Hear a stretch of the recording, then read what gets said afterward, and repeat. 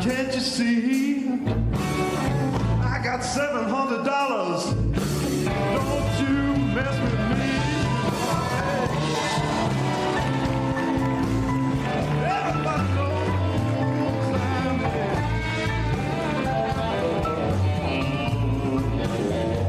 well, I'm a Gucci man.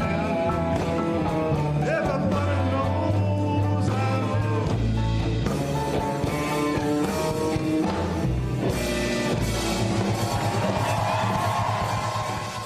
Quite impressive indeed. Quite impressive indeed. That was Secretary of State Antony Blinken last night showing off his guitar and vocal chops as he helped launch the State Department's new Global Music Diplomacy Initiative.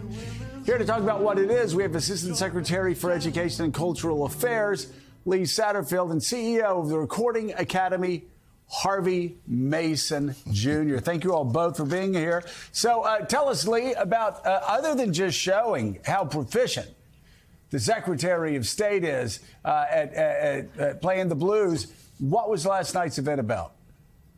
Thank you, Joe, for having us this morning. And I really think the Secretary of State stole the show. He really showed his chops and really, I think, demonstrated that he has a 360 approach to diplomacy and that it was our effort to elevate the role that music can play in promoting peace and democracy all around the world. And the Secretary, on behalf of the American people, will use every tool at his fingertips to get the job done. And that includes elevating music as a universal language that brings people together. And we were just thrilled to announce our partnership with the Recording Academy. And Harvey, my good friend, is here, the CEO, who he himself is a producer and has worked with all the greats. I think he really enjoyed the Secretary's performance as well. But we're going to do more to mentor international artists around the world and promote peace and democracy and bring us together. Yeah, I mean, Harvey, we heard so many stories after the Iron Curtain fell, about how music penetrated the Soviet Union and Eastern Europe when propaganda couldn't, wouldn't. And, everybody was sneaking around trying to, listen to Beatles albums, trying to listen to Beach Boys albums. And they got this view of the West, this dream of going West. And that's just one example. Talk about how music's a universal language and how it really helps us project American culture and American values. Well, you said it perfectly, Joe, and last night was an example of that. But you've always seen in times of crisis or hardship, and also times of celebration, music is what brings people together. Music is what breaks down barriers. There are no borders. There are no languages when it comes to music. People of different religions, different races, different belief systems all can kind of nod their head and clap together, much like we did last night. And you talked about someone using all the tools at their fingertips. The Secretary was incredible last night. He did blow me away, Lee. He stole the show. I couldn't believe we have a real, true musician in that role. I was so proud and so thankful to have him up on that stage. Secretary Satterfield, it's mind-boggling to think that, Mike Pompeo could never do Muddy Waters the way Tony Blinken is doing it. He's really rocking the house there that night. But, Madam Secretary, the idea of music that we've been speaking about for the past few minutes as a uniter is incredible, an unused resource that ought to be used more. I know in Ireland, through private funding, they established a music program nationwide in the south of Ireland to expand music into schools. Young people are uniquely attracted to music more so than their parents might be. But it was a unifier, and it's a growing product in Ireland, and it ought to be used. What are the odds of it being expanded to other countries with private investments?